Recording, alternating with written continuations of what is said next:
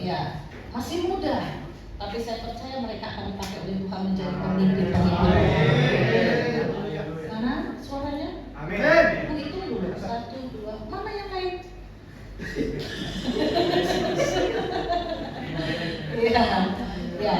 Baik Bapak Ibu dikasih oleh Tuhan Yesus, saya mau menyampaikan bahwa gereja kita hadir di Kota Padang ini, ya, diawali kalau kita sebut sekarang ini memang program daripada GSCA, ya, dari BPP itu namanya KKA. Kalau dulu namanya Komsel, tapi sebenarnya namanya tidak mesti Komsel atau KKA, itu tergantung daripada gereja lokal, ya. Tapi kita mengikuti dari BPP namanya KKA, Kelompok Keluarga Allah.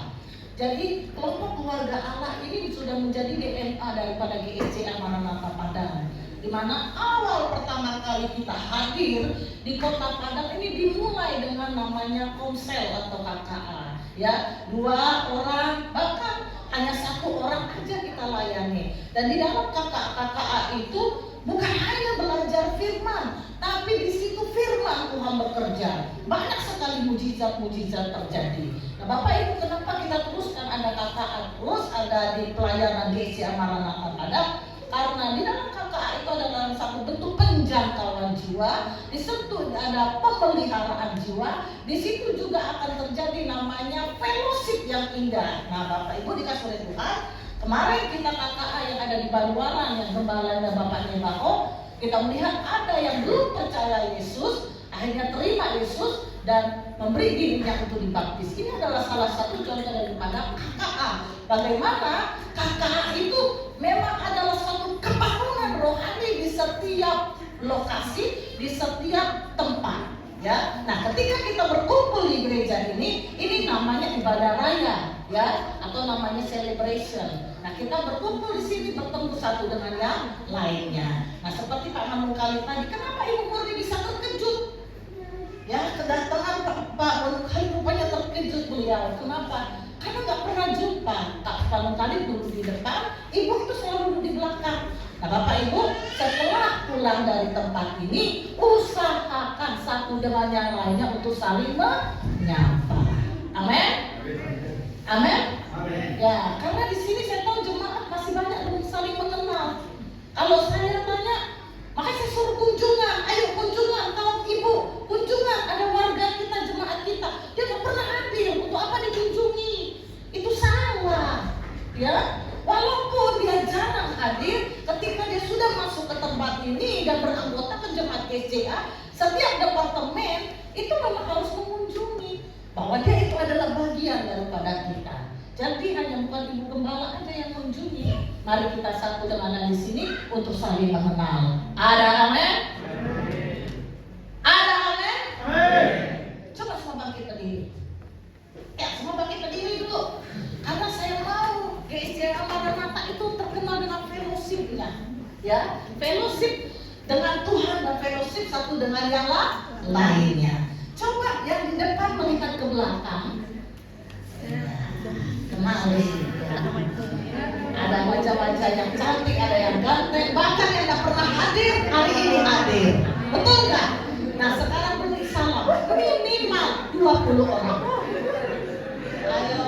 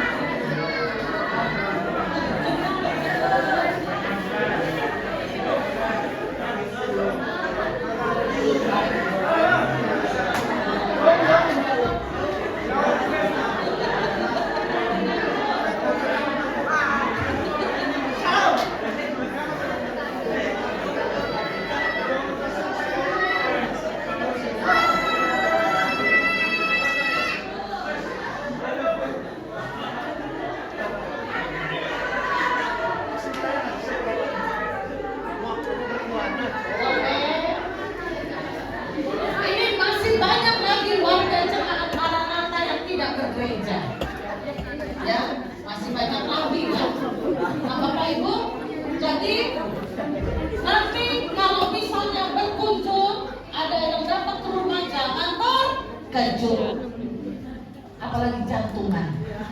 Ya, silakan duduk kembali.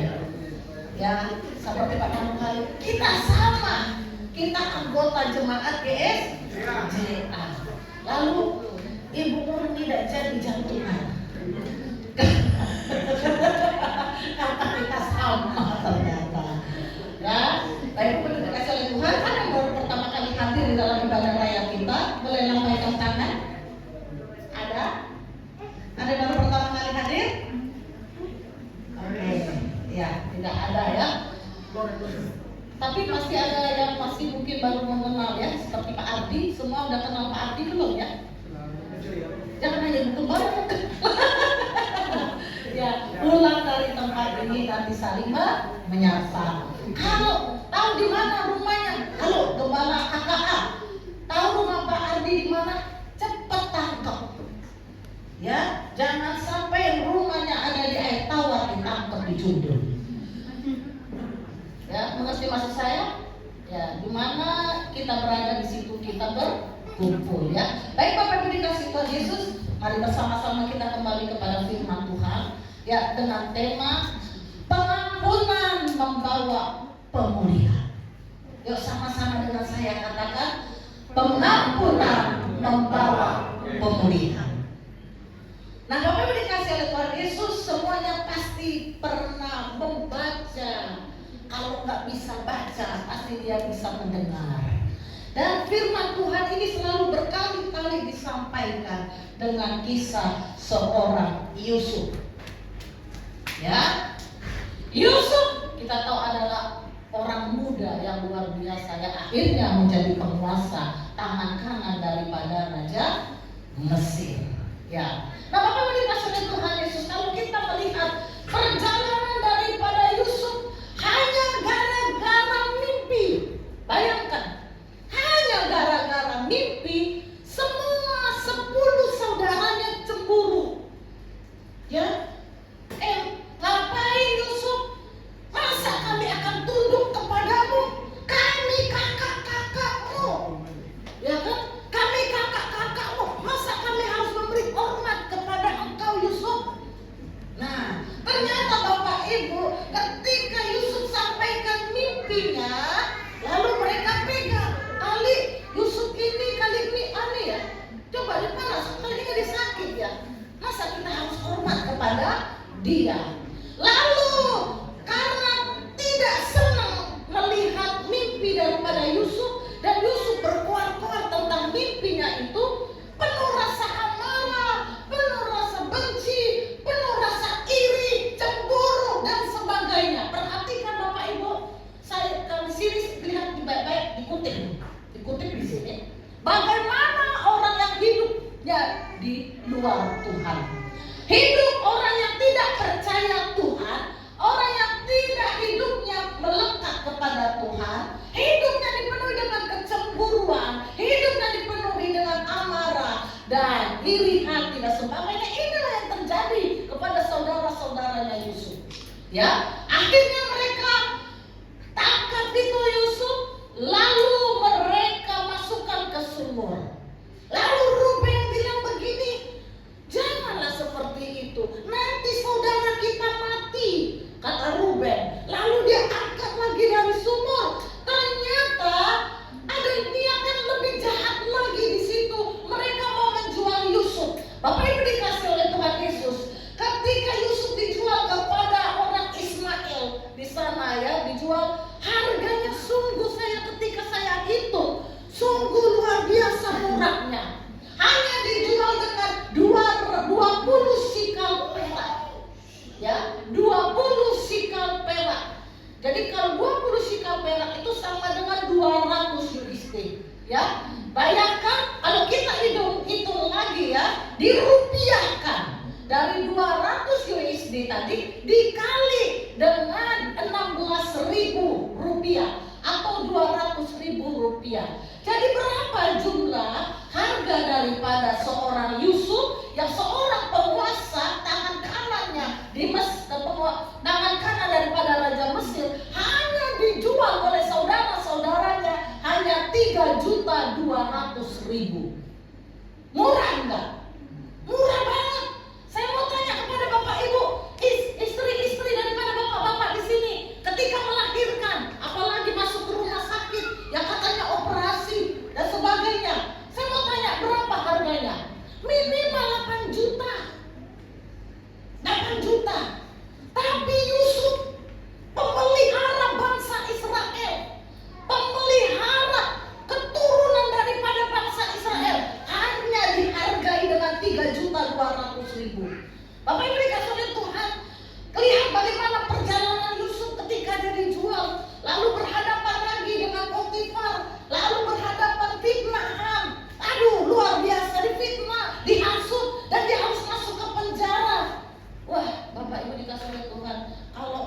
yang seperti ini ya, sudah diinjak-injak, ditelanjangi, dilempar lagi.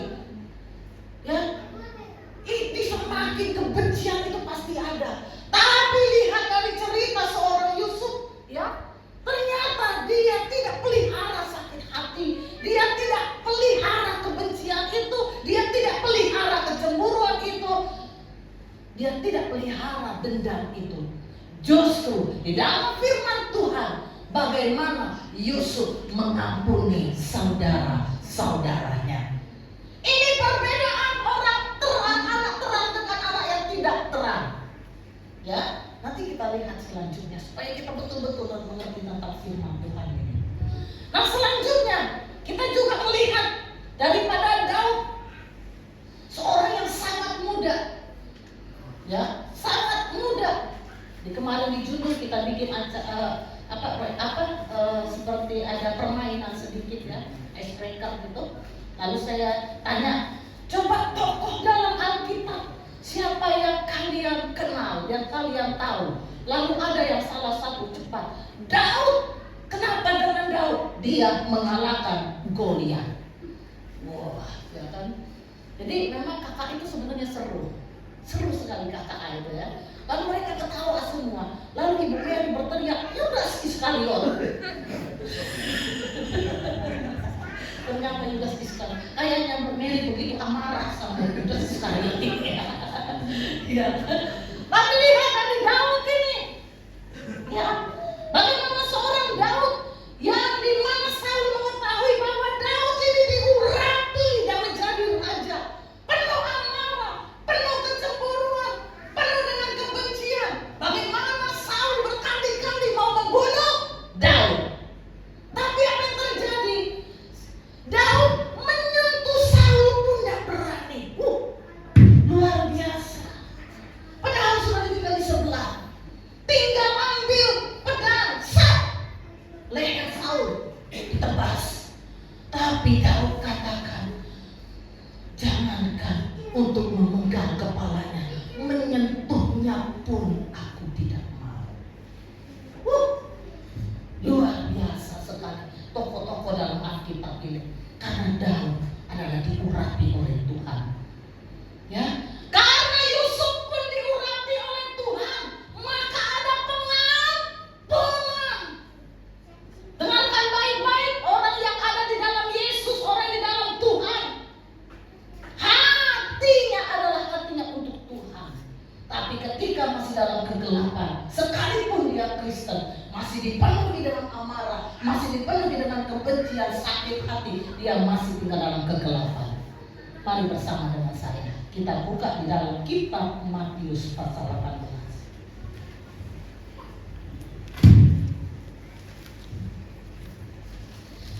Matius pasal 18. Sudah dapat semua?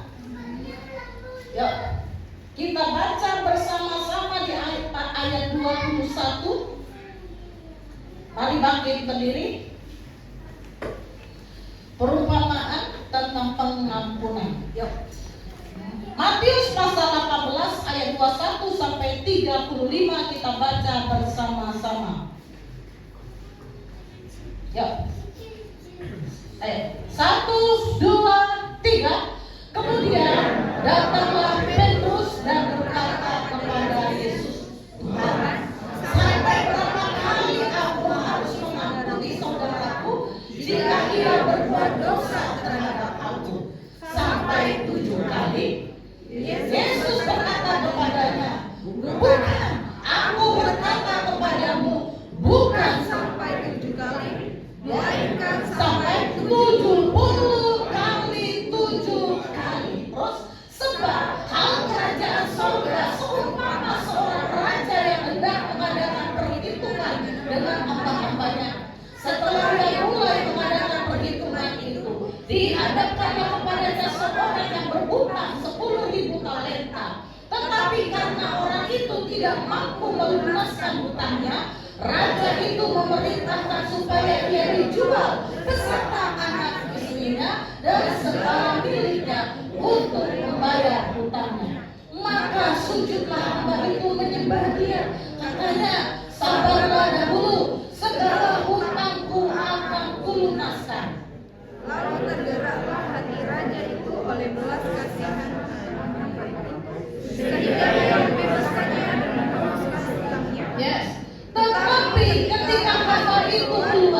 Ia bertemu dengan seorang hamba lain yang berhutang 100 dinar kepadanya.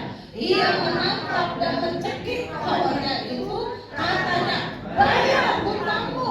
Maka sujudlah kawannya itu dan memohon kepadanya, sabarlah dahulu, hutangku itu akan kulunaskan. Tetapi ia menolak dan menyerahkan kawannya itu ke dalam penjara sampai dilunaskannya hutangnya. Melihat itu kawan-kawannya yang lain sangat sedih, lalu menyampaikan segala yang terjadi kepada tuan mereka. Raja itu menyuruh memanggil orang itu dan berkata kepadanya, hai hamba yang jahat, seluruh hutangmu telah kuhapuskan karena engkau memohonkannya kepadaku. Bukankah engkau pun harus mengasihani kawanmu seperti aku telah mengasihani engkau? Maka marah tuannya itu dan menyerahkannya kepada Algojo sampai ia meninggal. Maka Bapakmu yang di sorga akan berbuat demikian juga terhadap kamu, apabila kamu masing-masing tidak mengampuni saudaramu dengan segenap hatimu. Amin. Silakan duduk kembali. Wah, ini firman Tuhan mengerikan. Ya, kita akan berhadapan dengan Algojo. Ya, Bapak Ibu dikasih oleh Tuhan Yesus, berapa kali sih kita harus mengampuni seseorang? Ya, sudah diampuni, bikin ulah lagi, diampuni, bikin ulah lagi. Lalu Petrus bertanya, berapa kali kami seharusnya mengampuni orang itu? Apakah 7 kali? Tapi firman Tuhan katakan 70 kali. Wah. Angka 7 itu adalah angka kesempurnaan. Ya. Apa sih maksud Tuhan sehingga disampaikan bahwa kita itu mengampuni 70 kali 7. Angka 7 itu adalah angka kesempurnaan. Sampai betul-betul kita sempurna mengampuni orang itu. Ya. Sampai betul-betul selesai, bahwa kalau kita sudah mengampuni tidak ada embel-embelnya lain. Dan sampai kapan? Tak terbatas. Tak terbatas kita selalu mengampuni. Nah, saya ini satu cerita supaya kita bisa melihat, mengerti lagi lebih dalam tentang pengampunan. Ya, ada seorang panglima perang revolusioner yang ada di Rusia. Sekarang lagi ada perang dunia. Berdoalah supaya rudal itu tidak masuk ke rumah Anda. Ya, siapa tahu ada rudal nyasar. Dan Bapak Ibu di rumah lagi membuat rudal dari bambu, enggak mempan. Ya, Bapak Ibu, seorang panglima perang revolusioner Rusia lagi perang. Dalam perang itu mereka punya gudang logistik, baik gudang senjata maupun gudang makanan. Dan gudang itu keluar masuknya harus diketahui oleh penjaga gudang. Ya. Lalu ada perintah dari panglima perang ini, jangan sampai gudang kita kecolongan, karena perang ini tidak tahu situasinya sampai kapan, dan kita harus berjaga-jaga terus. Kita tahu bahwa Rusia adalah bangsa yang besar dan memiliki gencatan senjata yang sangat kuat. Ya. Nah, di bagian logistik ini, makanan ini sudah tersedia penuh. Makanan di situ tersedia. Nggak mungkin perang kalau mereka tidak makan, betul nggak? Ya, kalau lapar, megang senjata. Siapa di sini sudah pernah pegang senjata? Ada di sini sudah pernah bukan tembak yang enak, bukan senjata. Itu berapa kilo ya? Saya pernah itu pegang. Hanya gara-gara saya yang masih muda lah ya, masuk ke ke resimen mahasiswa. Itu berat loh senjata itu loh. Itu harus ada kekuatan untuk pegang senjata. ketika ada perang, cepat itu senjata diambil dan berperang. Kalau mereka nggak makan, habislah mereka. Lalu dalam gudang itu dikatakan jangan sampai kecolongan, jangan sampai dicuri. Barang siapa yang mengambil dan membuka gudang ini sehingga stok makanan kita berkurang, maka orang itu harus dihukum cambuk. Kalau kita pernah dengar cerita ini, ya, bahwa itu adalah panglima namanya Samila. Lalu apa yang terjadi? Wah, Pak Samila, kecolongan, gudang kita kecolongan. Ternyata barang kita, stok makanan kita berkurang. Siapa itu? Tangkap. Ya, tangkap. Ternyata yang mencuri itu adalah mamanya Samila. Kenapa? Karena dia dipakai, diperalat. Kamu kan mamanya Samila. Manalah nanti Samila akan marah sama kamu. Kita butuh makannya, ambillah. Dia mencuri tanpa sepengetahuan daripada anaknya seorang panglima perang. Lalu info itu kedengaran bahwa siapa yang sudah mencuri itu tadi dipanggil, ya, dipanggil dan hukum tetap berlaku. Lalu ketahuanlah Samila melihat hancur hatinya. Oh alah, mamaku sendiri yang mencuri, yang mengambil, membuka gudang dan mengambil stok makanan. Bayangkan, sudah tua, sudah tak berdaya, tapi hukum cambuk tetap berlaku. Ya, teriak semua orang, cambuk, cambuk. Tapi satu sisi, aduh, sudah orang tua, bagaimana ini? Tapi yang namanya apa yang keluar dari mulut daripada panglima itu harus dilakukan. Akhirnya mamanya ditaruh di tengah dan harus dicambuk. Apa itu dikasih oleh Tuhan? Ya, ini hukum dunia ini sangat ngeri. Hukum dunia sangat ngeri.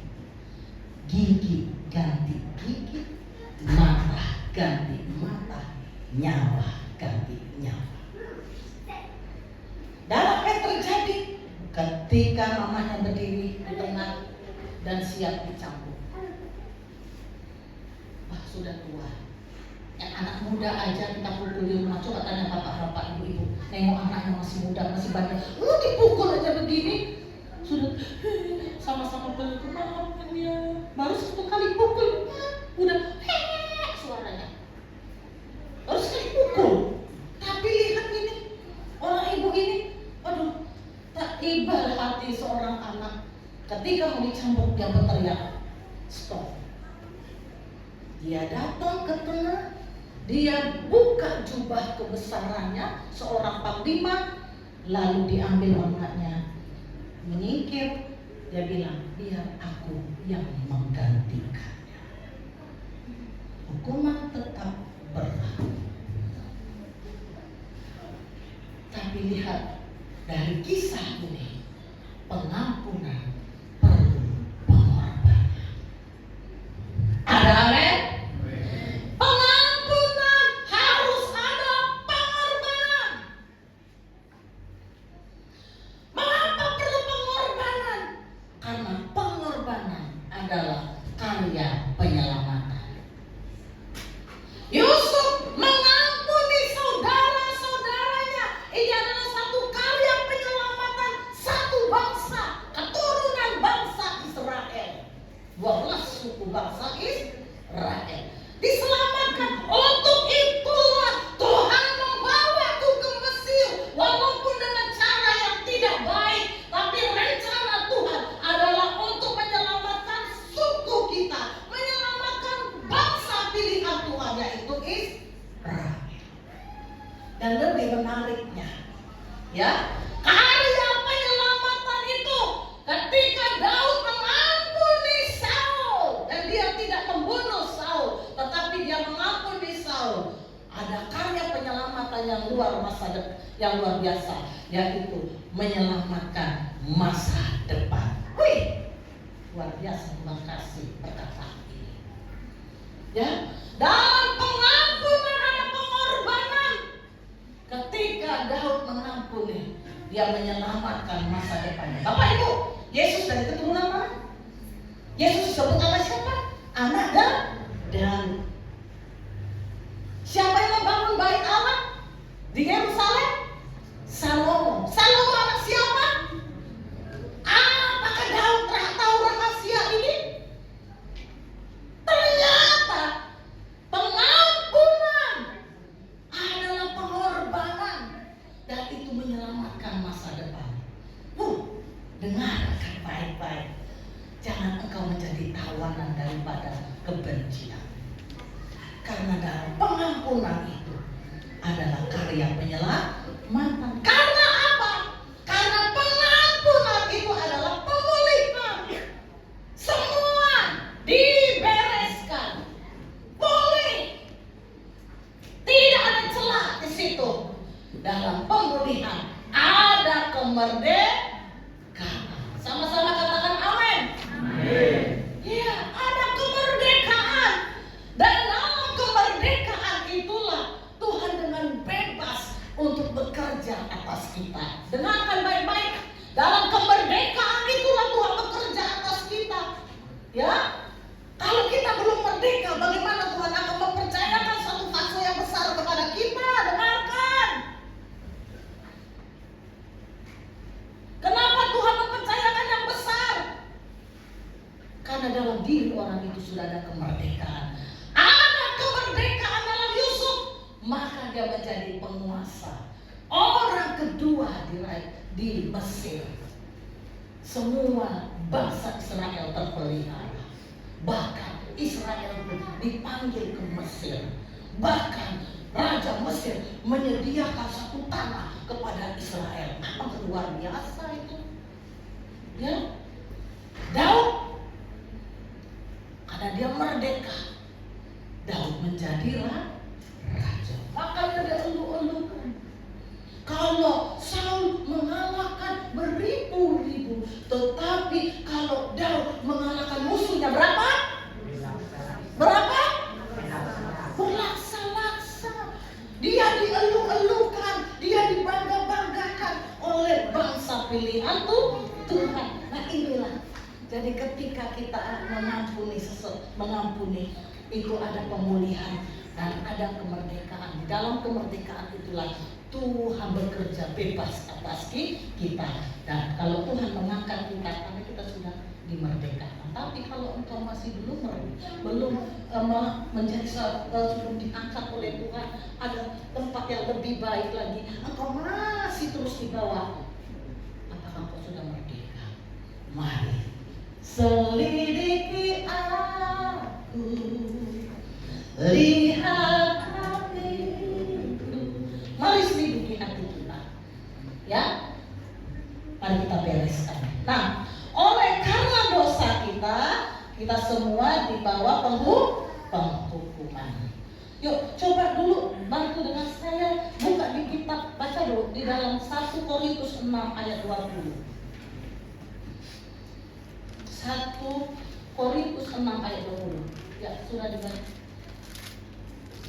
Ya, makanya saya heran tulisannya itu. Oke, baca bersama-sama dengan keras.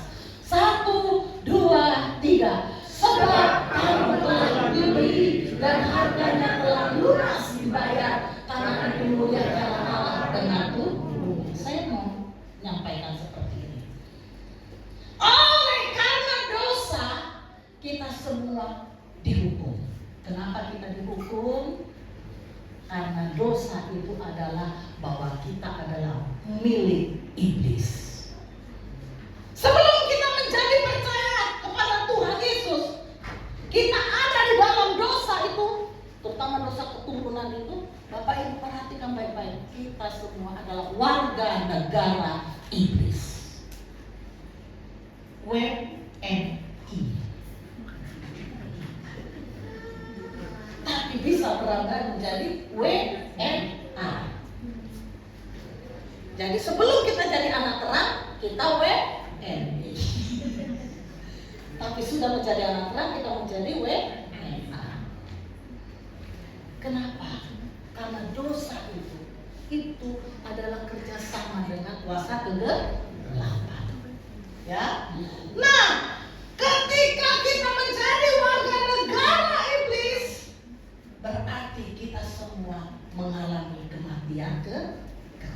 Betul kan? Tidak ada seorang pun yang bisa melihat surga. Jangankan berdiam di surga, melihatnya pun kita nggak bisa. Tapi kita semua menjadi orang-orang yang masuk ke neraka. Kemarin saya ngomong, ada lucu juga. Waduh, perang dunia kemarin ya banyak yang mati ya. Ternyata masuk ke neraka pun antri. Ya, barisan panjang masuk ke neraka. Nah, Bapak Ibu dikasih oleh Tuhan, ketika kita menjadi orang yang dihukum dan kita menjadi tawanan daripada kegelapan, warga negara iblis. Bapak Ibu, hati Tuhan sangat iba. Ya, hati Tuhan sangat iba. Untuk itulah Dia datang ke dunia. Dia datang ke dunia dengan satu misi, yaitu karya penyelamatan. Ya, nah Bapak Ibu, ketika itulah tawar menawar antara iblis dengan Tuhan. Mereka adalah milikku. Kalau kamu mau beli, bayar. Ternyata Bapak Ibu, kita ditebus. Ditebus loh. Sama seperti Bapak Ibu kalau belanja, beli motor di showroom, ya. Di mana itu? Pokoknya beli motor lah. Ada di sini Pak, beli motor nggak bayar? Bayar, hanya cara dua. Ada yang lunas, ada cara kredit. Ya.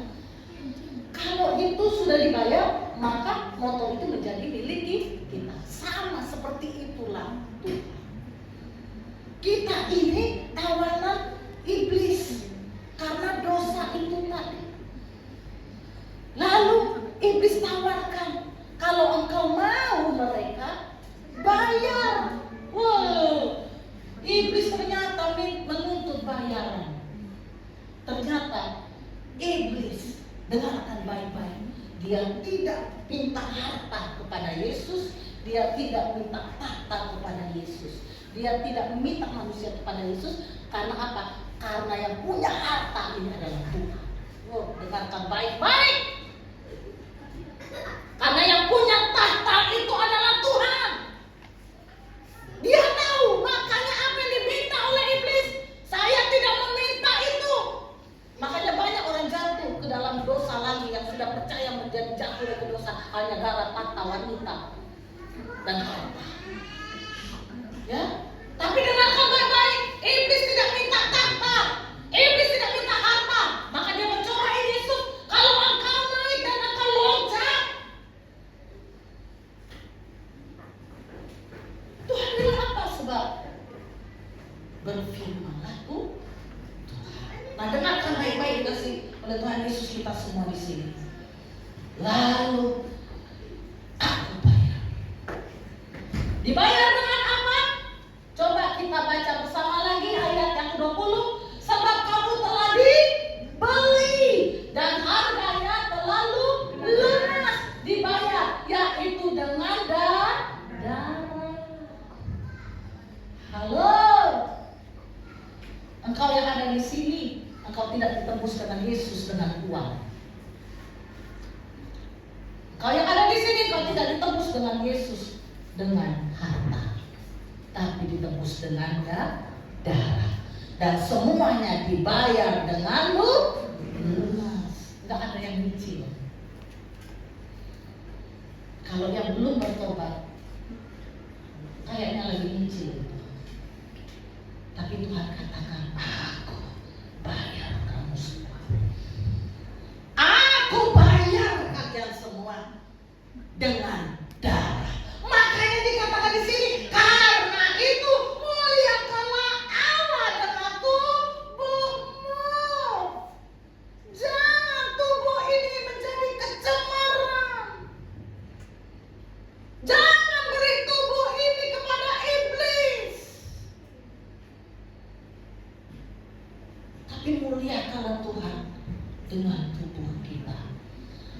Dalam Matius 18 ayat 21 sampai 35, kita sudah melihat bagaimana seorang raja yang mengampuni budaknya.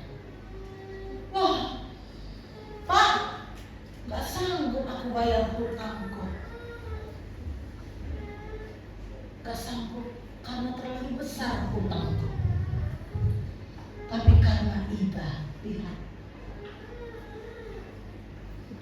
ya, tapi karena penuh rasa belas kasih tadi.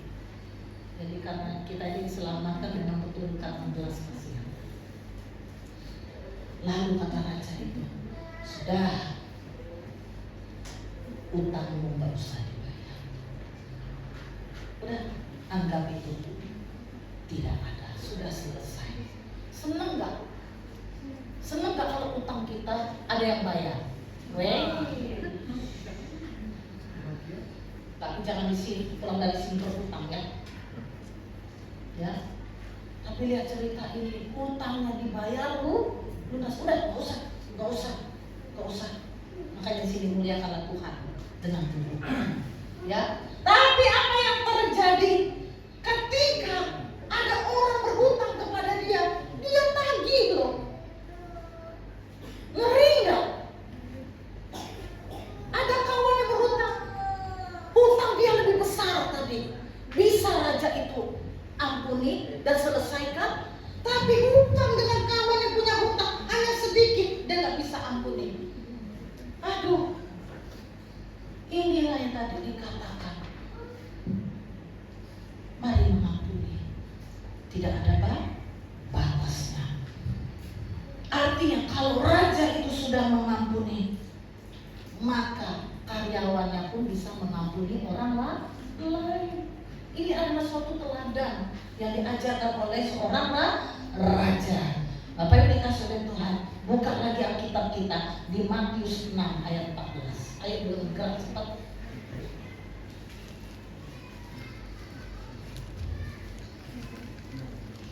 Sudah?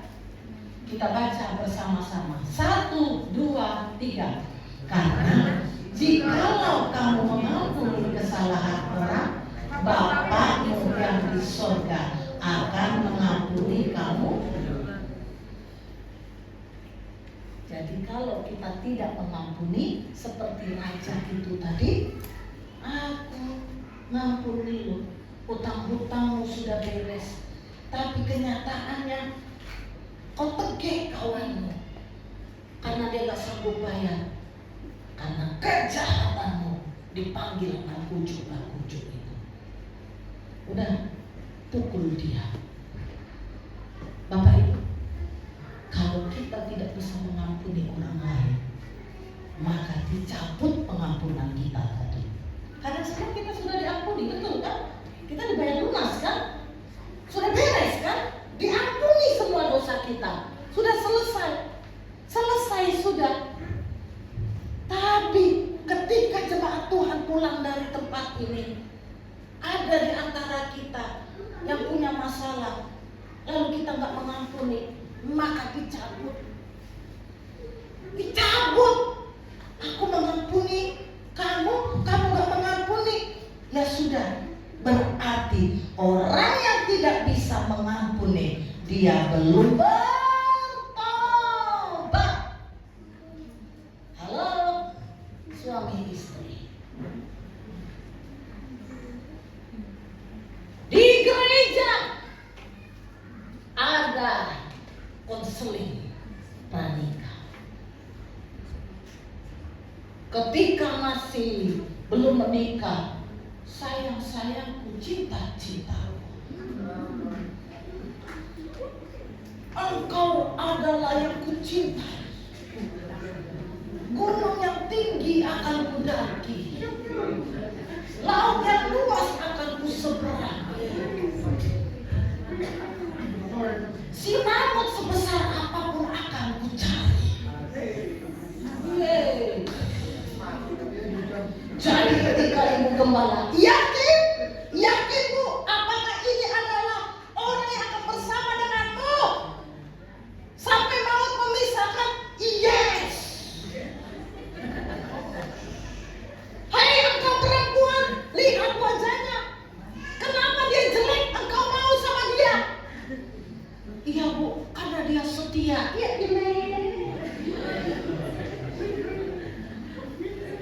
karena dia baik. Walaupun jelek. Kamu tahu kan dia mandi seminggu sekali? Tahu bu.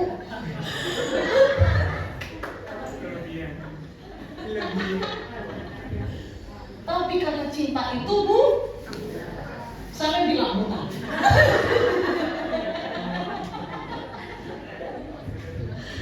Ya, akhirnya terjadilah pemberkatan nikah di gereja. Aku akan menerima engkau dalam suka maupun duka.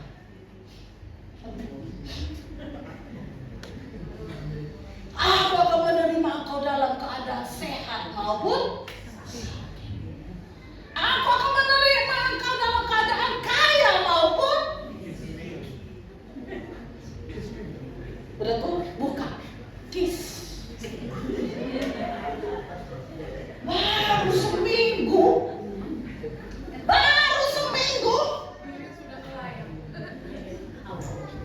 datang ke rumah ibu gembala.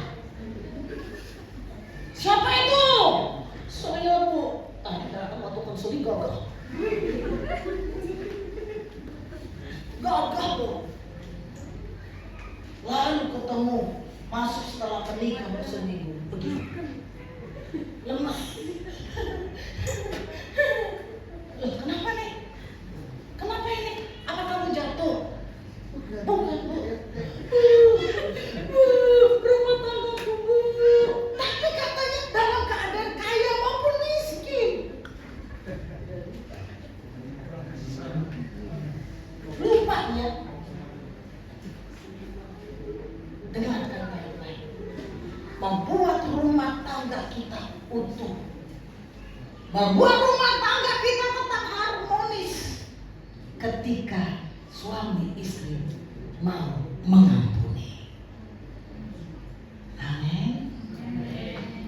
Mengampuni itu perlu pengorbanan. Lalu Bu, kalau terus berbuat seperti itu Bu, 70 kali. Nah, tapi kalau kamu tidak mengampuni, berarti kita masih tawanan kegelapan. Dan mereka yang sudah diselamatkan, itulah yang mengerti namanya mengampuni. Kalau ada persoalan, selesaikan baik-baik. Jangan pergi ke pantai. Jangan pergi ke luar kota, tinggalkan keluargamu. Tapi selesaikan baik-baik. Di mana persoalannya? Lalu ketikanya kedua-duanya berbicara, ya kan perlu berbicara, keterbukaan, diselesaikan baik-baik. Lalu teletabis, berpelukan kan? Besok berulang lagi. Kali ini bukan perang dunia Israel dengan Iran. Perang pakai senjata piring. Melayang ke rumah ibu gembala. Piring siapa ini? Maaf Bapak Ibu, mulai sekarang pulang ke rumah semua piring harus dibikin nama. Supaya ketika piringnya melayang masuk rumah ibu gembala, saya ada tulisannya. Oh, ini Om 9 juta.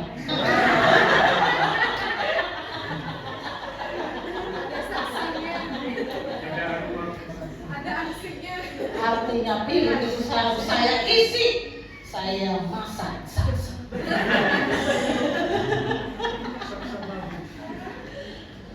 Jadi pengampunan itu perlu pengorbanan. Bagaimana kita bisa mengampuni orang lain?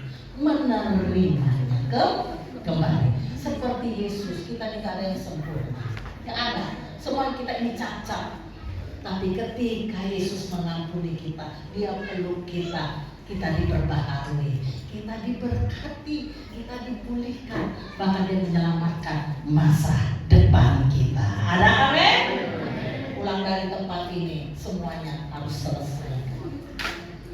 Ya, dan minggu depan saya akan melihat suami istri akan sama-sama bergereja. Jangan yang amin anak muda.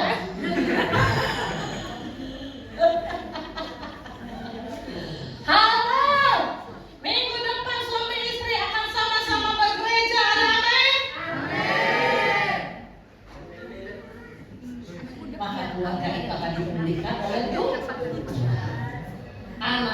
diberkati oleh Tuhan, punya masa depan yang penuh pengharapan, dan Tuhan akan mengangkat naik dan tidak turun, dan keluarga kita akan menjadi kepala bukan ekor. Ada amin?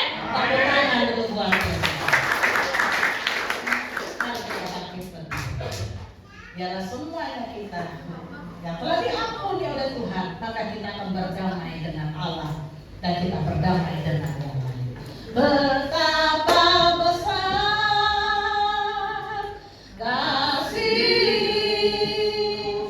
pengampunanmu Tuhan, takkan pandang hina hati yang hancur.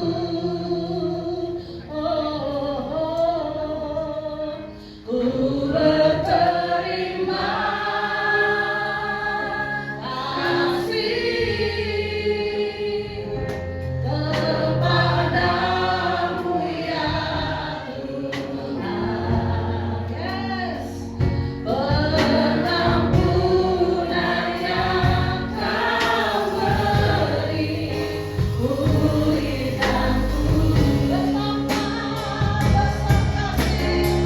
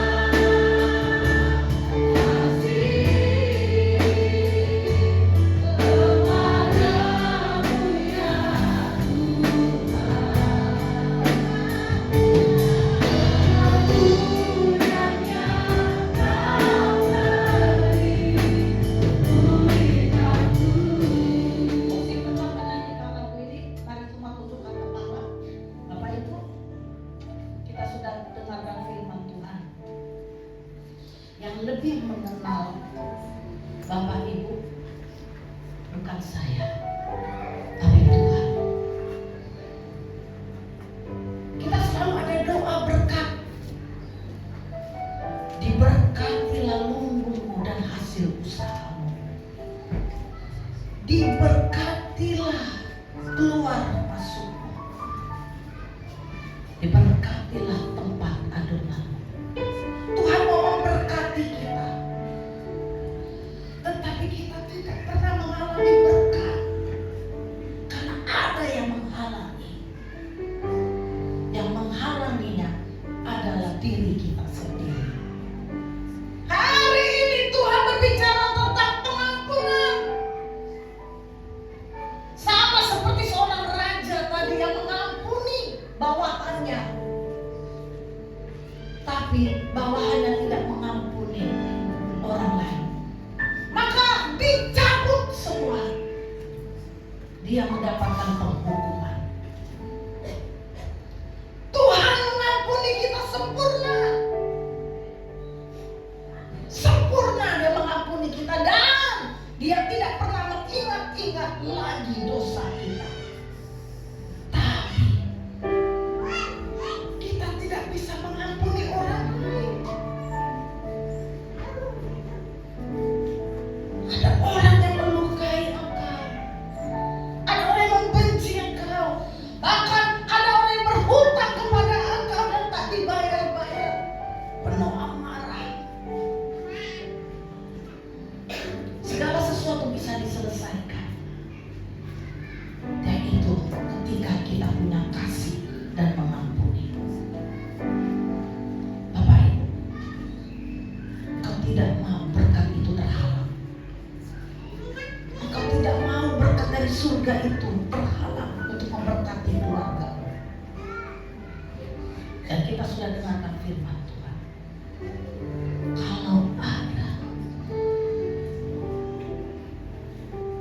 masih ada rasa kebencian, amarah, sakit hati, dendam dan sebagainya, selesaikan. Bukan kita berurusan dengan orang itu, tapi Tuhan sendiri yang akan berurusan dengan orang itu. Bagian kita mengampuni 70 kali 7. Kalau engkau hari ini mau melepaskan berkat pengampunan kepada orang itu, Bapak Ibu tidak perlu melihat orang lain, tapi mari kita selidiki diri kita masing-masing. Kalau ada orang yang sampai sekarang masih mengganjil atau mengganggu hati dan pikiran, dan itu terus terngiang-ngiang sehingga engkau tidak bisa berbuat apa-apa, hari ini lepaskan pengampunan. Lepaskan pengampunan. Kalaupun ada suami istri yang sudah lama menyimpan kebencian, sakit hati, dan engkau tidak bisa mengucapkannya, hari ini selesaikan. Kalau engkau tidak selesaikan di tempat ini, selesaikan di rumah. Tapi lepaskan pengampunan.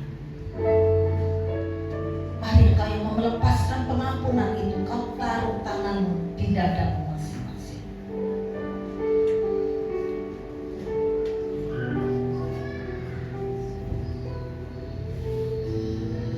Jangan lihat kebencian, sakit hati, cemburu, amarah itu lagi. Tapi lihatlah kasih Tuhan yang sudah mengampuni kita. Lihatlah kebaikan Tuhan yang mengampuni kita. Lihatlah anugerah Tuhan